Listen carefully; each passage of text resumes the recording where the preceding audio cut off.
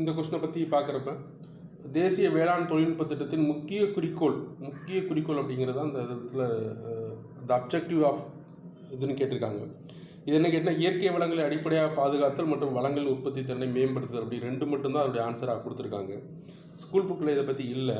ஆனால் என்ன கேட்டி அப்படின்னா 1998 அந்த திட்டம் தொடங்கப்பட்டது. 1998 இந்தியன் அக்ரிகல்ச்சர் ரிசர்ச் இன்ஸ்டியூட் சொல்லக்கூடிய ஐக்கியரால் அந்த அமைப்பு தொடங்கப்பட்டது.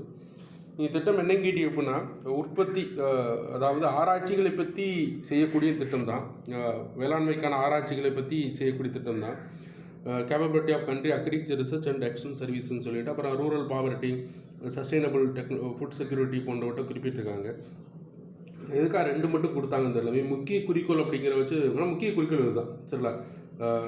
வேளாண் அடிப்படை பாதுகாத்தல், வளங்கள் உற்பத்தி திறனை மேம்படுத்தல் அப்படிங்கிறது தான் முக்கிய குறிக்கோள். ஆனால் இது எல்லாமே இதில் ஆராய்ச்சி, ரூரல் டெவலப்மெண்ட்டாக இருக்கத்தான் செய்யுது.